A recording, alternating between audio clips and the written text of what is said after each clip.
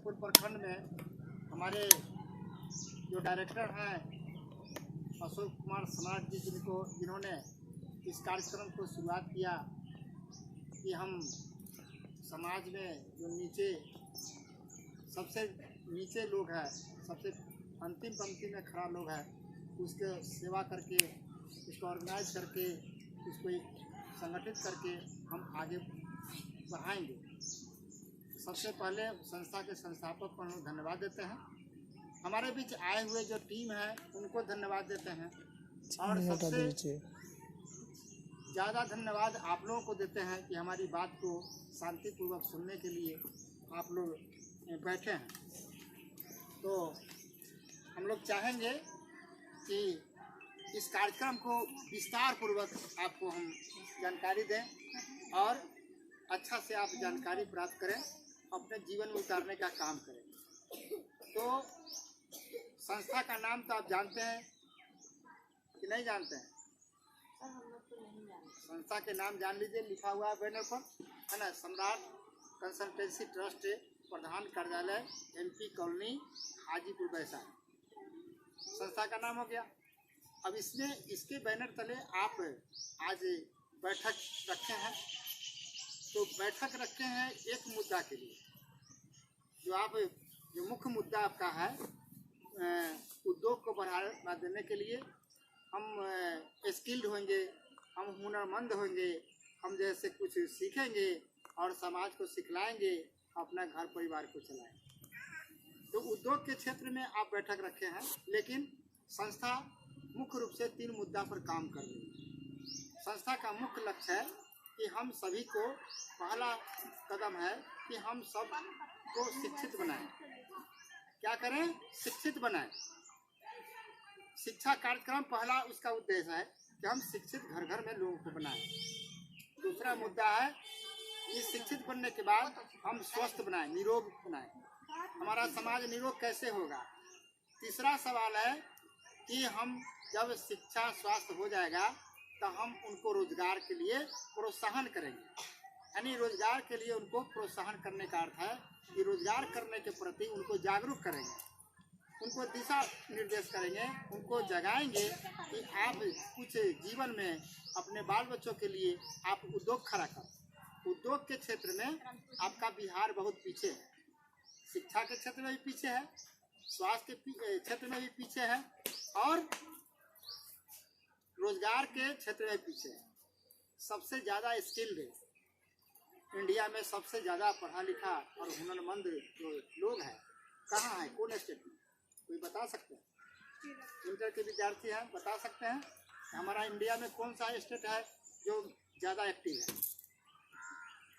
जान लीजिए, इंडिया में सबसे टॉप जो स्टेट है उसका नाम है केरला। केरला जो है आपको शिक्षा के क्षेत्र में बहुत ही टॉप है और उसको सरकार मानती है। वहाँ प्रोग्राम होता है। वहाँ 1.5 महीने के लिए हम गए थे केरला और वहाँ रह करके आए हैं, देख के आए हैं कि वहाँ के लोग कितने सुंदर, कितने सज्जन, कितने पढ़े लिखे लोग और निरोग भी है। तो इसी उद्देश्य को पूरा करने के लिए हमारा कार्यक्रम जो है 3 तरह के कार्यक्रम है। पहला शिक्षा, दूसरा स्वास्थ्य, तीसरा रोजगार। आपका जो मुद्दा है रोजगार के मुद्दा है जो आप बैठक रखें, लेकिन हम इसमें जोड़ना चाहेंगे कि आप शिक्षित नहीं बनोगे, आप निरोग नहीं रहोगे तो रोजगार कैसे करोगे? क्या हम पढ़े लिखे नहीं हैं? हम MRP नहीं जानते हैं कि MRP क्या है? हम नहीं जानते हैं कि इसका जो हम मेहनत करते हैं, जो चीज़ बनाते हैं, उसका मूल्य हम कैसे आंकेंगे, कैसे लिखेंगे? हम पढ़े लिखे नहीं होंगे। जैसे आप बैगन तैयार किए, बैगन का खेती किया, तैयार किया, 1 किलो बैगन तैयार किया, आप जाते हैं हाट में तो जो लोग बोलता है वही आप बोल देते हैं। 10 रुपये किलो है तो 10 रुपये में बेच देते हैं। लेकिन वास्तव में आपको अपना नॉलेज होना चाहिए कि हम जो बैगन तैयार किया है तो उसमें हमको लागत खर्च इतना लगा है और बेनिफिट इतना हुआ, टोटल जैसे अमाउंट 25 रुपये किलो होना चाहिए। तो आप अपना मूल्य जैसे अपने नहीं आंकते। मान लें कि अगरबत्ती आप बनाएंगे, मेहनत करेंगे, सीख लेंगे, अगरबत्ती बनाएंगे, कंपनी आएगा, फायदा उठाएगा, ले लो भाई 2 रुपये किलो ले लो। क्या तो आप पढ़े लिखे होंगे तो आप आकेंगे, डिस्कस करेंगे कि सर हम इतना मेहनत किए हैं, हमारा जैसे मजदूरी उचित होना चाहिए क्या।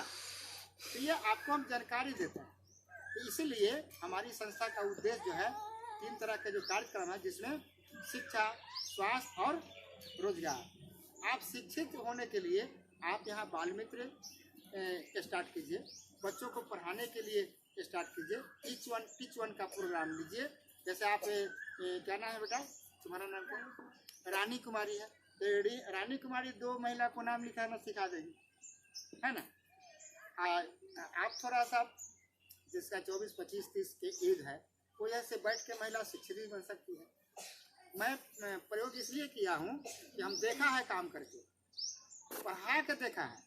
मैं ड्यूटी करता था सरकारी, और बगल के जो गरीब है उसको पढ़ा के देखा। अब मोतिहारी में हम टीचर बना के आए, एक घास करने वाली महिला को टीचर बना के आए।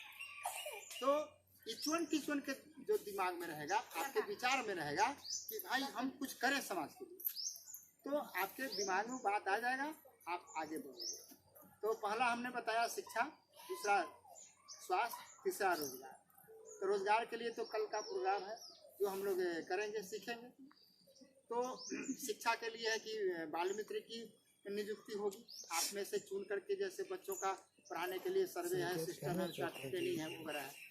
और स्वास्थ्य के क्षेत्र में काम करने के लिए आपको है कि यहाँ पर नर्सिंग के ट्रेनिंग के लिए इसी में से हायर करेंगे, इसी में से किसी को हायर करेंगे, उसको लेंगे, उसको ट्रेनिंग देंगे। और जैसे बीपी शुगर जांचने के लिए उसको बताएंगे कि यहाँ पर इस पंचायत में जितना रोगी होगा उसका कलेक्ट करो, और उसको जैसे 50% बजट पर इलाज करो। मान लिया कि उसका 10,000 बिल होता है, तो 5,000 में ही इलाज हो जाएगा। तो इसके लिए हम पहले तो जानकारी होंगे ना, यहाँ से हम कलेक्ट करेंगे आदमी, यहाँ से आदमी का चुनाव करेंगे, स्वास्थ्य का काम कौन करेगा, पढ़ाई का काम कौन करेगा, रोजगार का काम कौन करेगा। तो हम चुनाव कर लेंगे और हम उसको आगे बढ़ाने के लिए प्रोत्साहन करेंगे। ऑफिस से बुला के प्रशिक्षण देंगे। आप ऑफिस से गई होंगी, देखेंगे ऑफिस है या नहीं। 3 चीज़ जरूरी है, कार्यकर्ता से आप बात कर रहे हैं, स्टाफ है तो उसका कार्यालय होगा, और तीसरा फंड यानी पैसा होगा तब ना आएगा पेट्रोल भरवा के। तो 3 चीज़ जरूरी है। जहाँ पर कार्यकर्ता है, कार्यालय है और फंड है, तो कोई रास्ता नहीं रोक सकता। हमारे पास कार्यालय भी है, हमारे पास स्टाफ भी है, हमारे पास फंड भी है काम करने के लिए। तो आपको आराम से काम करने में सफलता हासिल है, जो आप देखते हैं। तो मुख्य रूप से 3 कार्यक्रम है, और आप इस पर तैयार हैं काम करने के लिए। हमको हमारी बात आप शांतिपूर्वक सुन रहे हैं, और लगता है कि आप जागरूक हैं। तो हम लोग ये 3 मुद्दे पर बात किया। आपको कहीं से कोई क्वेश्चन है, कोई विचार है, तो आप उधर से फीडबैक देंगे, और फीडबैक से हम उस पर एनालिसिस करेंगे, उसका जवाब देंगे। आप लोगों ने हमारी बात को शांतिपूर्वक सुना, इसके लिए बहुत बहुत धन्यवाद। अपना परिचय दे देंगे और क्या उद्देश्य है वो फीडबैक बता देंगे। आप सभी को नमस्ते। मेरा नाम रितु कुमारी है। मैं सम्राट कंसल्टेंसी ट्रस्ट से महिला सुरक्षा स्वास्थ्य देख रेख के अंतर्गत आप सभी को 3 दिवसीय अगरबत्ती प्रशिक्षण के बारे में बताने आई हूँ। आज हम सभी का पहला दिन है। अगरबत्ती प्रशिक्षण में जो भी आप जैसी पढ़ी लिखी महिलाएं हैं या फिर जो पढ़ी लिखी महिलाएं नहीं हैं, उनको हमारी संस्था की तरफ से उन्हें रोजगार से जोड़ा जा रहा है, जिसमें आप सभी को बताया जाएगा कि अगरबत्ती को कैसे तैयार करना है, उसे कैसे पैकिंग करनी है और मार्केट में कैसे सेल किया जाता है, इसके बारे में। ठीक है। हमारी संस्था जो है वो 3 विषयों पे काम करती है। पहला शिक्षा, दूसरा स्वास्थ्य और तीसरा रोजगार।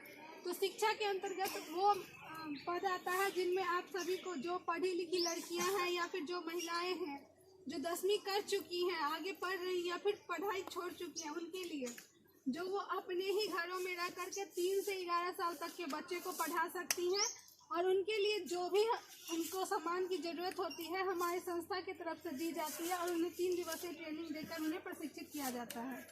दूसरा हो गया हमारा स्वास्थ्य, जिसमें हमारी बहुत सारी ऐसी महिलाएं पंचायतों में महिला सेवक के तौर पे काम कर रही हैं।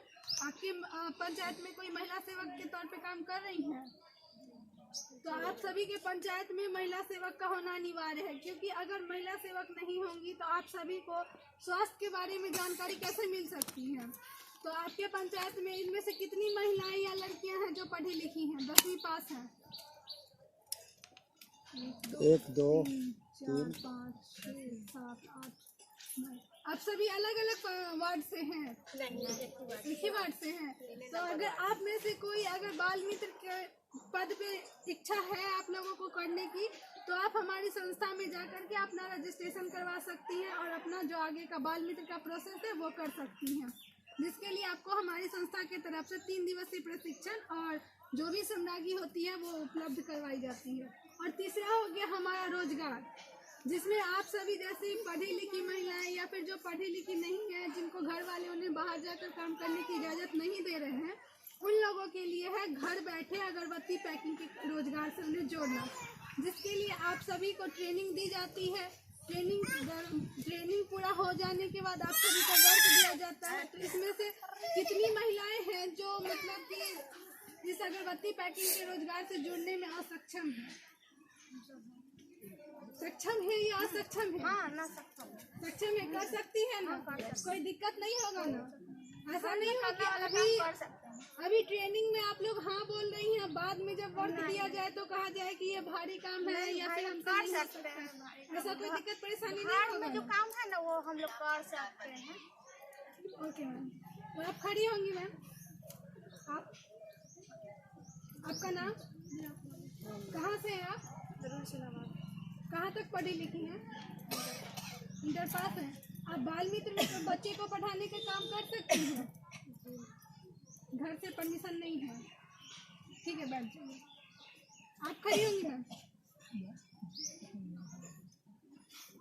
आपका नाम, कहाँ तक पढ़ी लिखी हैं?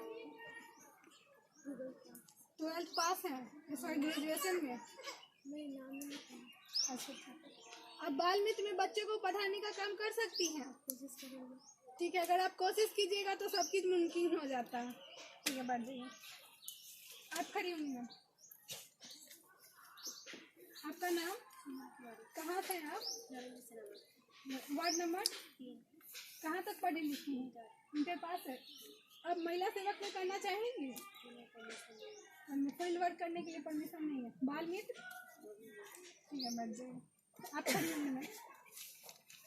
आपका नाम? रानी कुमारी। कहाँ तक पढ़ी लिखी हैं? इंटर में। इंटर पढ़ रही हैं? हाँ। घर का पता? Ward number 3। आप बाल मित्र में बच्चों को पढ़ाने का काम कर सकती हैं? महिला सेवक के लिए कोई ठीक है, बैठ जाइए।